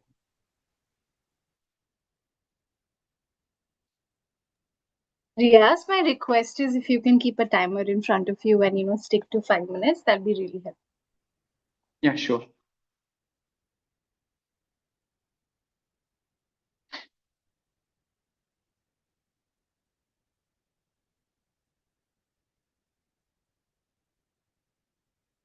Is my screen visible? Yes, yes. Okay, so thank you so much for giving this opportunity. So you would be knowing Stevan. I'm presenting on his behalf because he's traveling right now. So we are working in a context. We are working in Urmanji, Jharkhand, which is primarily a tribal community. So here there are so many problems in the community, giving the context of the community. So, so many problems are there. Like it's a male-dominated society where there is so much of alcoholism among the males, and they beat up their women, and there is so much of low esteem among women. So, given this context, we started our project. Where they also suffer from they don't get the evening meal, or they don't get proper dinner. So we started this project in our school, which we called as Soil to Plate. It was a 6-month multidisciplinary project, and it's thriving on presently as well. We worked with middle school grades of 3 classes with a strength of 36 tribal girls. So we wanted to connect these girls with the skills of 21st century that are needed right now. So in the entire process of the project, what we did in the beginning was we did a basic baseline, and where we saw a clear understanding among the older students, but younger students did not had that kind of clarity about agriculture, or about leadership, or about women could be successful entrepreneurs. So in the intervention, what we did was that we completely disowned the books that were there, because we didn't had any constraints from any board. So we curated an entirely a new curriculum, which was contextualized according to the needs of Jharkhand, or particularly to this tribal community. We had some guest sessions where we had in-person and online sessions from so many guests on SDG goals, particularly on SDG 4 on quality education. And then what we did, we have a good campus in front of our school. We actually laid a form in which we did multiple teachers came forward, and it was kind of a multidisciplinary approach where we divided the farm into 21 sections, and which we divided into 7 groups of 3 farms each, which they took ownership of, where they had measured the entire farms, and where we had this multidisciplinary approach of connecting one subject to another. And you can see the pictures, in order to remove that stigma of females not being able to become entrepreneurs, we named these girls named their farms on their own choice, like Annapurna, Yuva ke Annapurna, Nari Shakti, or You Are Daughters. So these are really beautiful to see, to change the mindset of the girls. So we worked on this, shifting the mindset of the students, where they reinstated the confidence that they can do something better in their community. Also, we saw that girls were acting with collaboration. We had developed our curriculum in a way, or assessment of the entire term in a way that we include SEL, we include the soft skills in the entire curriculum as well. So, which was really helpful in creating those structures in the entire term. Also, they were able to gain this problem solving skills, and it has been a great learning for all of the school staff, especially the teachers, who now want to reimagine our entire year for our school particularly. So what we want to do is now to develop or to curate a curriculum which we already planned in previous week. So we will be implementing this project next year as well. Not this project particularly, but this is thriving already in our school. But we would be working on other projects as well, where we contextualize these learnings and then set up our curriculum according to these only. Apart from the board classes that we have, like 12th and 10th. Uh, academic mastery also, we developed an entire curriculum that was built on local context. Like we told them what is the context of Chota Nagpur, and why are not floods, or why is there a lack of water in the area, and why do we need more dams in entire Jharkhand. So contextualizing that knowledge and then implementing it was really something that was a great learning for all of us.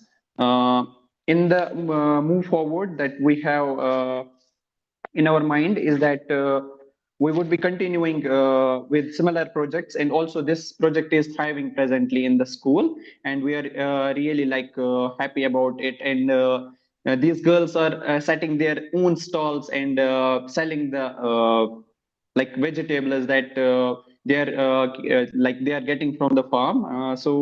Uh, on the way of becoming entrepreneur, what are the skills that they need, and what's the market analysis, what's the demand supply, and how prices are determined by this demand and supply. So all of these learnings have been there for the girls, and they are implementing it really well. Today as well, they took the entire radish harvester to the local market. So on Thursdays happens to be a local market where they sold these radish plants, like the radish harvest. So which is really a good thing to see from them, and they have been taking a lot of ownership in this entire project. So this is what we want to do, and now way forward, there is one more point which is a long-term process. We imagine to build a school that's based on these skills and which is contextualized. We want to develop it in the Himalayan region of North India. So that's our future plan. Oh, lovely. Thank you so much for this, Riaz. It's so good to see. And I think what I loved about the project most, of course, the content and the work that you're doing with the girls in Ormanji. But the fact that I think that's what Stephen kept sharing with me was how much it was a whole school initiative and how all the teachers were equally involved and everyone was really taking point on getting this project up and going. So it wasn't just a micro innovation in many, many ways. And I see this becoming a part of the curriculum and the daily life at Yuva School. So thank you so much for this. Thanks to you, to Stephen, and to your entire school team. Thank you so much. I don't I feel I was not able to do justice with this because I feel so many points are coming to my mind yet. So 5 minutes are not enough at all, as Jafar also True. mentioned. But so good to see that True. you're still able to, comprehensively mention. And we're gonna keep hearing more about your project as we go ahead. So this is Yeah. Thank you so definitely much. a work in progress. We are Thank you. we are Thank really grateful. Thank you so much. Thank you, Riaz. We move on to Sanjay. Hello.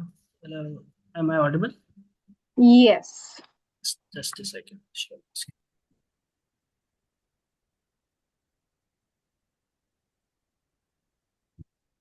Can you guys see the screen? We can see. Yes, so this is the open room. I think it's a great segue from what Rhea said. This project also focused on how learning was very text heavy and there was no real life exposure. There was no chance for kids to interact with things outside their classroom, in the community, in their neighboring places. So for us, the idea was that their confidence and creativity suffered just because they were doing what everyone was doing and there was no aspect of identity and individual strength and weakness. So, and that is what the data said as well when we were doing our research. There were only 29% students felt that school provided real life and learning experiences. That is the problem. How does open room come into this? So for us, the idea was how can we make classrooms a bigger place? That's why the name open room as well. So how can we open up the classes? So one idea was how we bring people from outside the classroom with different ideas, different perspectives. So there were these field experts from different fields coming, sharing about their career, their skills, and how to build them, what has changed in their life, how did they arrive at those skills. We wanted kids to go out of the classroom as well. So they were doing field visits to museums, exhibitions, galleries to build the lens of what's possible, what's happening in the world, and not just stick to what was being given to them. To consolidate all of these, we had some worksheets, we had some internal sessions, some FGDs to see the kids apply these learnings, these ideas into applications. And we realized that all of these can't be unstructured. So we structured all of these through narrative building as a skill. So every visitor, every field visit was driven by learning. At core, the idea was that they should be able to take narrative building as a skill out of all these visits and external facilitators. Uh, these are some facilitators who happen to come to our classroom and were very kind enough to give their time. This is Niharika. She's an illustrator, graphic book designer. She came in, took a 2 hour session on how to actually create a graphic novel, how to not just think of a story in picture sense or in written sense, but how do you combine those things. And the idea was that the kids could also see a professional walking them through on how they go about these skills and how they apply these skills in a very tangible real world real world situations, and how do they these people make career out of these, how do these people leverage these skills into very significant earning opportunities. And I love these pictures because you can look at Uday and he's looking at the worksheet and what is happening in the classroom. But that is the idea we wanted to give to our kids, that there's a lot happening outside and it's important for them to face it and to not be restrictive in what they are getting in the classroom. So there's a word that we realized is very practical, is reflective realism. So a lot of I'll leave that word, I'll come to that word later actually. uh, there you have Pranay. Pranay is a director. And then the part there, he's a marketeer. And the idea was that we don't want these to look like very artsy stuff. We also want kids to realize that these are very practical skills and these are very relevant across streams. So narrative building as a skill is used in marketing as well. Narrative building as a skill is used in advertisement, direction, movie making. So they came together. They had these. The people came and they showed their work, and then the kids also, a lot of times the kids also created these works in the class with the help of these facilitators. And then field visits, again, one of my favorite pictures. We can look at the kid at the back, Abhishek, and he's looking at this art piece as if like, what have I seen in this world? So the idea was again to take kids out and show them that narrative building takes place across every aspect of life. So they're looking at the art that came from Sri Lanka to India and how that came to India. What was the politics behind it?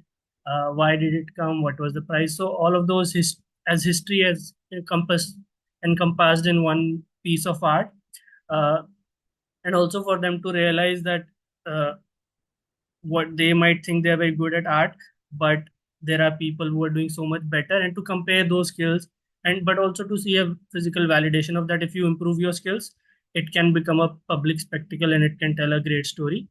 uh, when they went out, they also did some experiences and workshops where experts only led it, and they were able to create their own narratives, their own use their own skills to show the experts. Again, just few of the pictures.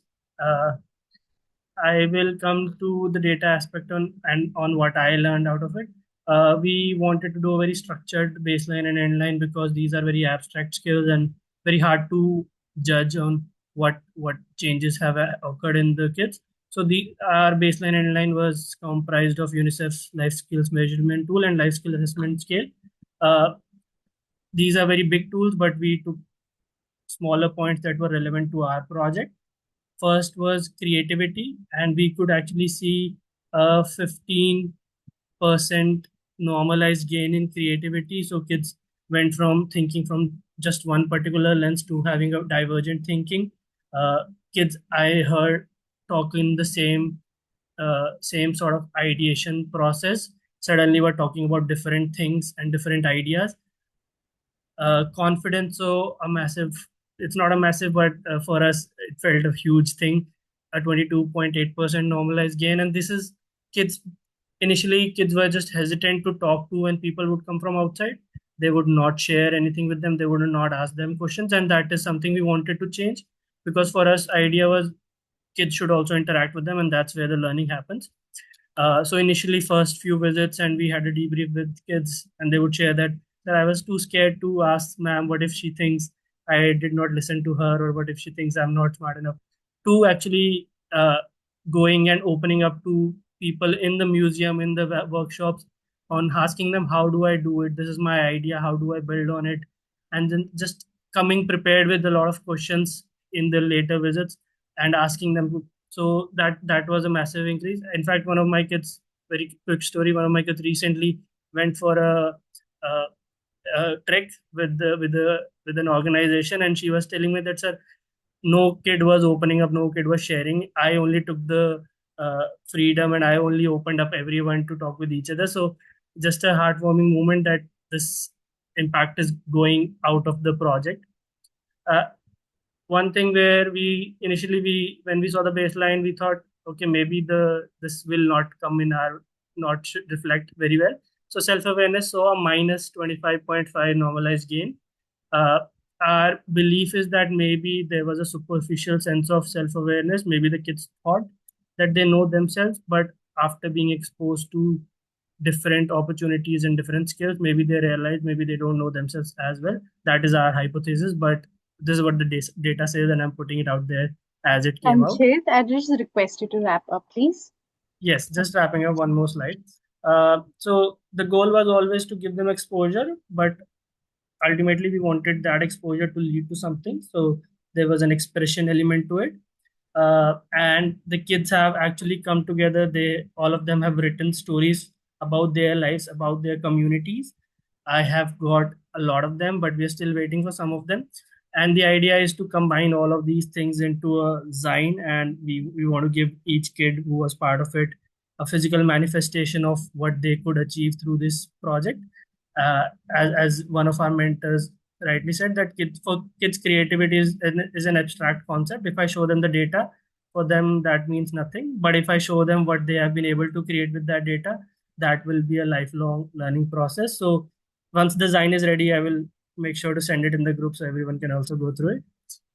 Yes, that's about it. You just want to close with the way forward? Yes. So the short way forward is getting the design ready. But a long way forward is we could only focus on narrative building as a skill, but we want to make the project as a multi-skill project. So the idea is in one academic year, they are focusing on three major skills: narrative building, problem solving, and then leadership. So 3 months to each skill as a core, and then visits and facilitation surrounded around those skills. And then one last month is for them to create one project of their own for their own community. That is the broader idea. Thank you so much for this, Sanchit. What I love is, when we started the project, what you were saying, I think it was steeped in exposure visits, because you just felt like, there are so many opportunities that students need to see outside, but you didn't limit it to just visits, right? You were able to actually think about what those visits are leading to.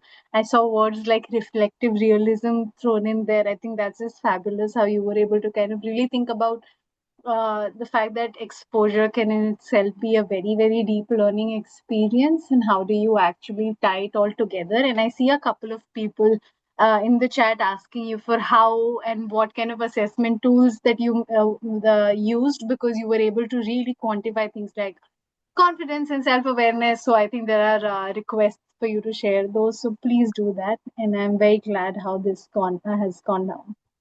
Thank you, Sanchit. Would love to share, and Bhavya could not join. Shout out to Bhavya and shout out to you. I think you pushed me to get someone on board who could help me, and that's how I got in touch with Bhavya, and then Bhavya was able to structure it. And to everyone's request, I will share the broader scales with everyone. You can go have a look. Awesome. Thank you so much for that, Sanjit. We're moving to Shruti. Because Shruti is working in Ladakh, she's actually in the middle of her project right now, given the weather conditions there, but still very, very excited to everything you've been able to get up and running, Shruti. And over to you.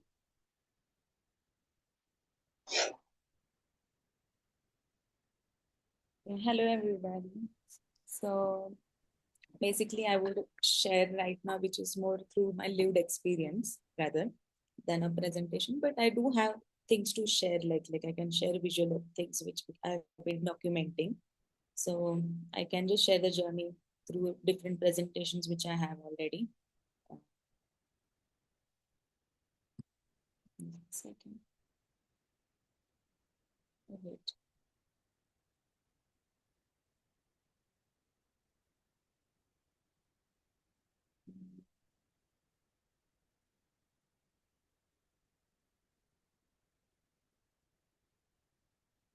Okay, so so this was like a orientation presentation, which was given to the kids, basically, my learners, I would say.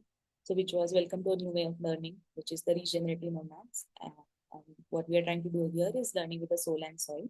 So it started with a question with the youth, like how many of you feel, yeah? Can you be a little bit louder, please? Okay. Sorry, it's a little faint. Yeah, thank you. Okay. Is it better? I just hold it. Yeah, it's better. Yeah. Okay. So then it started with a discussion like how many of you feel that to succeed in life you have to leave Ladakh? So it was an open-ended question. And then it was just a reality which we tried to show is like right now in Changhan, that's the region with no college or university. So inevitably there is forced migration happening. And that's why many people migrate either to Leh, Delhi or other cities. And at the same time, there was a realization given to them that this land is powerful and it holds opportunity. And basically, what is this regenerative nomads? So what does regeneration mean? So they were made familiar with the meaning of what is regenerative nomads. It's to restore, to renew, to make something stronger than before. Some examples were given. And then they were made aware that it's not about protecting, which is very much closer to sustainability, but regeneration is more about improving it. So how this journey is functioning is basically they will first understand the land deeply. Then they will identify real problems in the region. Then we are conducting these regenerative workshops every weekend. And with the help of these workshops, they will design ideas that can create opportunities. And in a way, this will help them to make their strong place become stronger, not weaker. So what this entire program or a project is, where this is not a tuition, not a coaching, but this is learning from your place and people. So this youth were made aware that this is not a school or the traditional model where I am a teacher or the people are coming a teacher and you just have to be passive learners or listeners, but it's a collaborative project. So we are all working on a project. So these were our grounding sessions. So what will happen over 3 months? So we will, right now we are in the first month where we are observing and understanding. So we will understand the real problem, understand it from different perspectives. The second month is about imagine and design. So next month we will start developing the solutions and also look at it from a business model perspective. And the third one is we are going to build and present. So basically they come for the every weekend for the workshops. We also bring industrial experts, local craftsmen, and people with different skills who will come and guide them. And they will work in groups and slowly build on their project idea. So this was just a intention ritual which we conducted on the first day. And yeah, so then they were just made aware that now we are a regenerative nomad now onwards. And what is it? So is a regenerative nomad is someone who travels to learn, connects ideas and communities, bring knowledge back home, and strengthen the region. So in this particular learning model, we are not in one place. So in this entire model, the learner and the land is the curriculum. So we have rented a tempo and we move around the region to the places and in different villages and learn. So this is the four pillars of regenerative learning. So this entire program or the curriculum is focused on these four pillars, where they understand from the land, from ecological awareness, learn from the local craft, arts, craft, and culture. Then the creative confidence and design thinking is where they're building upon their ideas. And the fourth pillar is actually more inner reflective pillar, which is about identity, belonging, and purpose. So they are made aware that the traditional system is making you ready for future. Like, what do you want to become when you grow up? So there's so much in the future. Basically, I want to become a doctor or engineer. Is so much in future. In this regenerative learning, you ask every day, who are you becoming today? So every day you are questioned, who are you becoming right now? And yeah, so they were made aware with the concepts. And we have given them workbooks where their understanding first is what the observation in each pillar works like, and what's around them.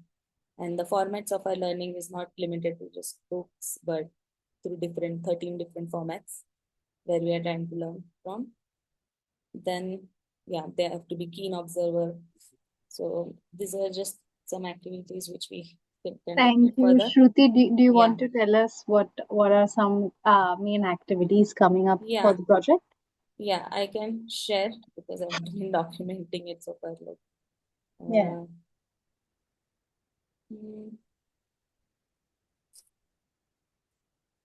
Okay, so basically our journey has begun with the learners from Newman Puga village from the Changfang region.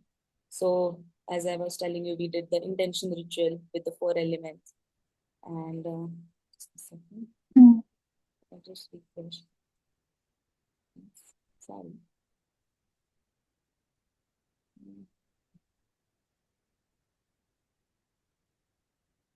Okay.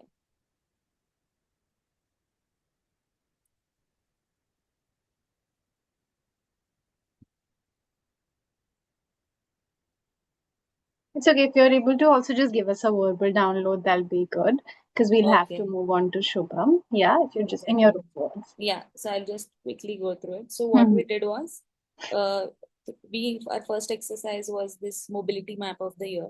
So where we map individual journeys to just reflect back and identify the challenges and opportunities hidden in that movement. So then we had this exercise where I had given them this design thinking cards. So through these design thinking cards, almost each group uncovered almost these many ideas, and then we have shorted down 4 strong ideas which we will be working on. So each workshop will help them to build on those 4 ideas in groups which we have come across. Yeah. Then last weekend we had gone to Kungyam village where we were working on this format of dialogue and inquiry. So to learn from Sering Ladol, so she's a 22-year-old shepherdess who chose to come back and return to pastoral life. So it was from lived experience, how do you understand basically her story was helping us to understand what does it mean to choose continuity when the world tells you to abandon. So it was right now in our first phase where we are trying to observe and understand. So yeah, Thank you so much for this, Shruti.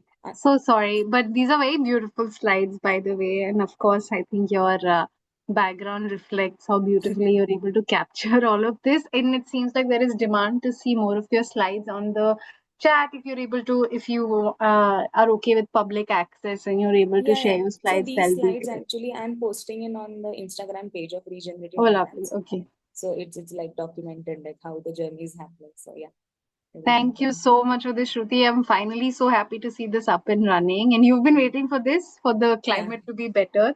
And I Yeah. think you're already there because you're wearing this jacket, which cannot happen in Pune. So Yeah. I'm glad that you're there and making a move. We'll have to move on to Shubham, but thank you so much for this, Thank Shruti, and you. very excited to hear about the project. Yeah. Thank you. Hi, am I audible?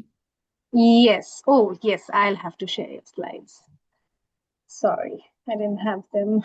I will just give me a second, Hannah, Shubham. Yeah, sure. Sorry.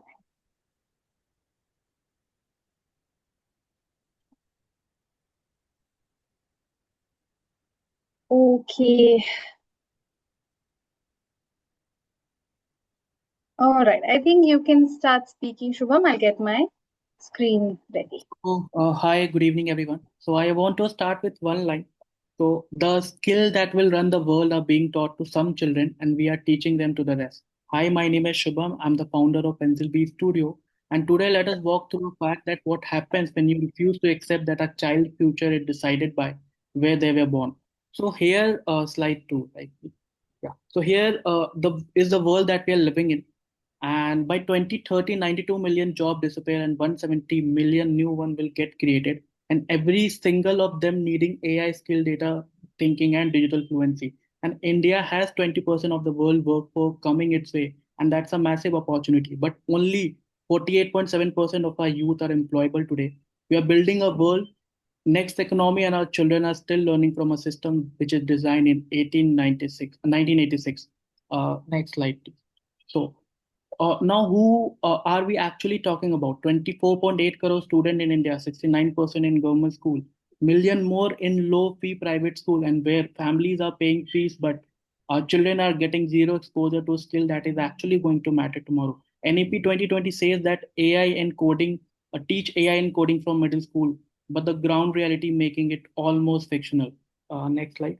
So this did not started with a plan. It started with a 3 years inside a shelter home in Ranchi with 150 children and 750 session. And I'm talking about deep-rooted mental models here. So moving on to next slide. So now we build Pencil Based Studio, a hybrid, affordable 2 year micro school for class 6 to standard 10 low-income student to bridge the future readiness gap, where every session start with a real-world problem. Student do not learn from data; they go to their community and actually collect it. They do not learn about AI, they use it, question it, understand its limit. They do not learn about digital media, they create real content. Affordable by design and it's open to all. So next slide. So this slide is actually talking about the journey from day one to a dignified life. We start with the foundation, followed by STEAM pathways, then real world exposure through internships concluded through a capstone. And we do not stop at graduation. We support every child until they are out of the poverty. Right. Moving to the next slide, what we did in our innovation funding grant journey. So let me show you what actually happened inside the room for 6 months across two batches, one inside a shelter home and another at a micro school with 60 low income students after delivering 30 sessions with a project based learning pedagogy approach. So for data literacy, we gave student one question. How many women in your community had breakfast before 9 a.m.? The went inside Jagannathpur slum, knocked on doors, surveyed 50 households. For AI literacy, from zero to independently prompting tool, generating images, understanding the biases. For digital media, students build a real brand called Sugary, a Jaggery-based snacking venture through which they have learned making poster, video editing, PPT. And also the differentiator here, every session used to end with an open mic hosted by the student themselves. Moving on to the next slide, I'll show you the video at the end of the slide. Now talking about two student journey, Aniket and Naveen. First session, excited, genuinely frustrated. Critical thinking felt completely alien to them. Aniket looked at me and said, "This is extreme. Sometimes our brain is not braining anymore." And I want you to sit with that. His brain was not braining anymore because for the very first time in his life, he was exposed to this project-based pedagogy, which includes critical thinking at every step. So, but by the end of the pilot, he was designing questionnaire, making posters, presenting insight in a full room of people. So, what actually changed? Like moving to the next slide, let me show you what the numbers said. So attendance went from 40% to 90%. 90% student confirmed that they are continuing for the full 2 year cycle. All subjects thought the knowledge was significantly increasing. Blazer fellowship were tested and validated. And something that I was not expecting happened. Parents, low income family managing every single rupee started offering to pay 300 rupees per month without being asked. They said, we can see the change in how the children speaking, they are carrying themselves, how they are thinking, and we want you to continue this. In the next slide, what we have learned. So 5 things we have learned which no research paper could. First is that safety before content. A child who does not feel safe cannot learn, full stop. Second, real problem before theory. Relevance is not optional, it is a prerequisite. Third is visible output, a poster, PPT, something that a child can point out and say, I made this. Fourth is consistency over intensity. Showing up every week matters more than any single brilliant session. Fifth is running an independent micro school is very difficult, not in the form of finances, but in holistically a lot of heterogeneous ways. So last is that what we build, and here it is what exists today that did not exist 6 months ago before this innovation funding grant. First is one micro school built from scratch. Second is project validation and clear problem statement. Third is the full theory of change documented, baseline, inline completed. And what is coming next is our first batch, and Sandbox 2 is coming from August with around 100 students across 2 locations. And lastly, I would like to conclude that with thank you to the circle and Amina, especially. I would like to thank you. Because 6 months ago, I walked in with a lot of curiosity, maybe. But about right now, I'm walking out with a clear problem statement, a validated model, and an enormous belief. And I think Amina would agree up to some level because she has been a part of this like very closely from day one. Now, I would just like you to just run that video that is for like that will take 30. Shubham, will it Yeah. be okay if we send the link of the video on the chat? I can That also just fish that out from the slides and send it that is because we're at 7:59. that Yeah. is only for 20 seconds, and that will complete my presentation. So that's all. Okay. Okay. I'll Yeah. just do that. Okay. That's on the first slide, is it? Mm. So slide what? I got it. Yeah.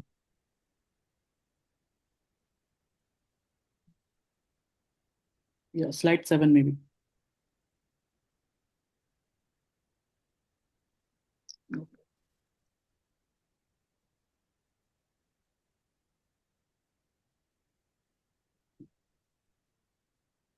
Sorry, it's not able to. I mean, honestly, something it's requiring me to log in. I'm really sorry. We'll have to move on in the interest of time. Shubham, you can just conclude if you want to say something, and I'll put the link here.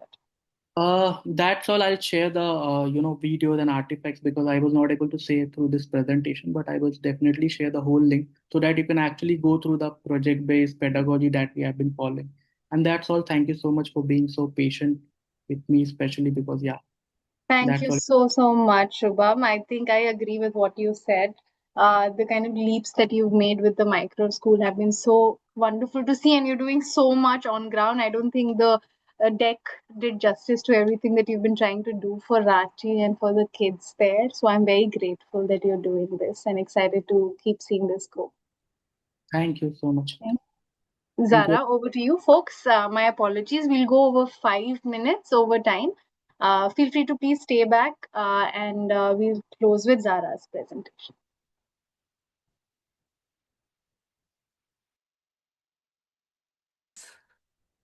Hi, can you hear me? Yeah, we can hear you. Okay.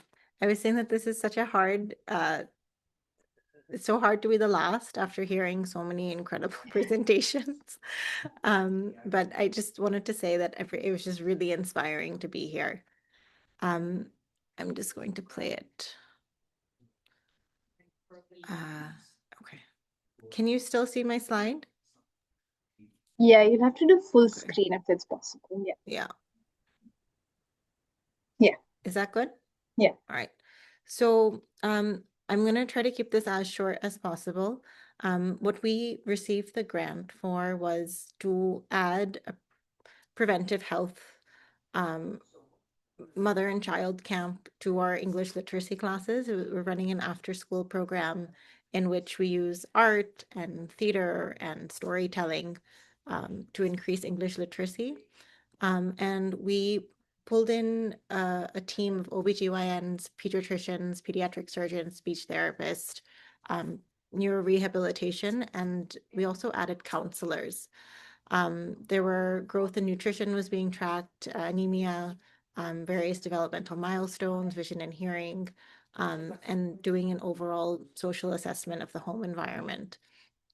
I think that one of the key learnings that we had is that even though there are many health issues that a lot of these children and their mothers face, it's very difficult to understand what needs to be done going forward. Sometimes a lot of the things that the doctors say is being lost in translation. I think another key finding was, I mean, I think everybody knows this, but anemia is a huge issue. Also, something that was a little bit surprising to me is how much of an issue screen time is. Um, I'm not going to get into any of this in a lot of detail because I think Amin is going to tell me to speed up. But the other challenge that we had with dealing with the anemia, what we tried doing is we tried doing ration supplementation. There's a lot of worming that's an issue. Figuring out how to give worming medication when medical records aren't very well kept is very challenging. Also giving ration is challenging in the sense that there's a lot of, especially in the city, we're working in busties around a lot of the children who are coming from low income areas in Thane, where there's a lot of fast food options available, right? So if you supply masoor dal, but there's a Manchurian place down the road, it's not always that you're giving nutritional supplementation and it's being used. So I don't know if we have time for a student story, but this is kind of a social, there was a kind of red flags that were caught in the context of different social issues that are preventing children from coming regularly or attending school, etc. I think that in the context of the way forward, something that we realized is that I think that we went into this with the hypothesis that like if we were able to provide a service that people really need, that they would be more inclined to come for classes also. Especially as it's an after school program and we're asking people to come after school. But I think what we realized is that even though there is definitely a need, many families have come up to us in the context of mother's reproductive health or children's other health related issues. But when you're doing preventive health and like looking at things from a preventive lens, which means trying to correct things before they get really bad, it's very difficult to show up. And I think that one of our biggest pivots has been that how do we change this from being a little less clinical to being a little bit more fun. So some things that we're trying to do is like bring in theater, kind of trying to make it Mela oriented, doing a lot of, making it just when you tell somebody come and get, your mom and your child checked up, it's not really met with the same enthusiasm that we thought it would be met with because we thought that this is something that people really needed. But when you make it something fun and then you also have a service available and women have the opportunity, there are so many women who met with the OBGYN for the first time and didn't know what a cervix is or didn't know what menopause was. And I think that I know we probably don't have time for this video, but something that we did, I'm going to just very recently, and I want to talk to you about this a little bit more in detail if you have time later, is that we actually started going to the busties and doing artwork there and having these conversations in a softer approach. So this is, I don't know if this would be considered a successful innovation or not, because we have just had to reinvent like at every single stage. But I think that there's been a lot of learnings. I'm still trying to figure out what this means going forward. And I will finish. I know we're over time. I don't think we have time probably to watch the video. Do you have a specific portion you want to show for the video, Zara? You can just share that. Yeah. So I think that I wanted to show some of the artwork that comes up at the end. I'm just going to struggle to jump to that. Okay, this is the part. So yeah, so there a lot of the moms and the children, one of the questions that were asked is like, what do you wish to see in your community? And we thought that that was honestly a softer approach to getting to a lot of the different medical issues that were there than just straight up kind of offering medical services, if that makes sense. Yeah.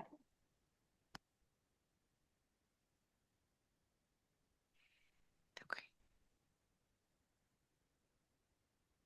Do you just want to wrap up with your way forward, Zara? Yes. Yeah. So I think that we've been working with a lot of the doctors that we're working with now. Something that kind of evolved from it is that there's a lot of specialist pediatricians.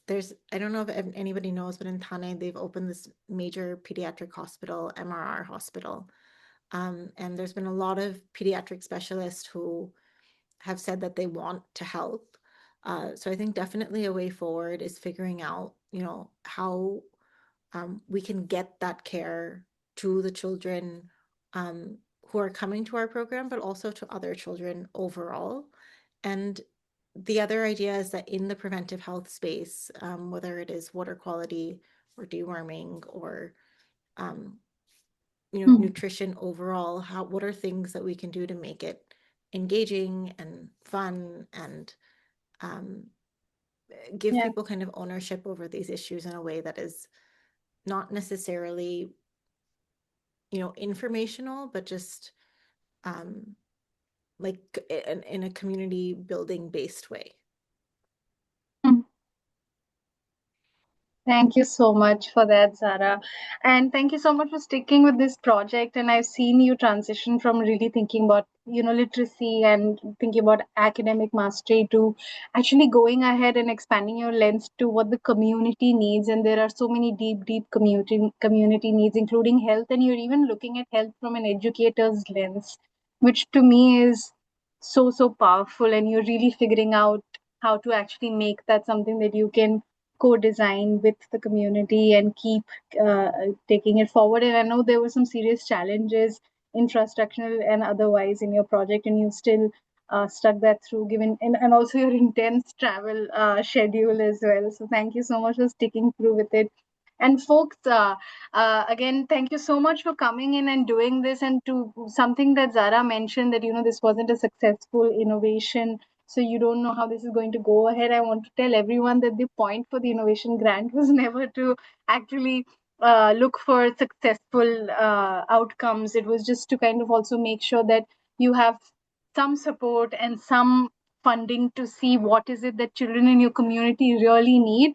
And they all need such different things. From Zara's point of view, it was around health and more community-based interventions. For Shubham, it was just AI and future forward career opportunities. For someone else, it was SEL and really thinking about adverse childhood experiences, or really saving the ecosystem of a context is what the children really need. And you're figuring it out as you go. And this is so important, all the work that you've been doing. And it every year teaches me so much and gives me so much inspiration to keep doing the work that we do at the circle. So again, thank you so much for adding to our knowledge, and I'm very excited to keep hearing how all your way forwards are actually transpiring and building up. Again, thank you so much for doing this, and others who've come in to listen to the showcase, thank you so much for that. There's a very short poll coming up on your screen.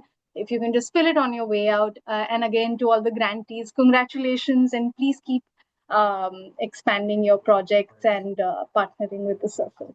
Thank you so much. Thank you for everything. Thank you so much, everyone. All the Thank best. you, everyone.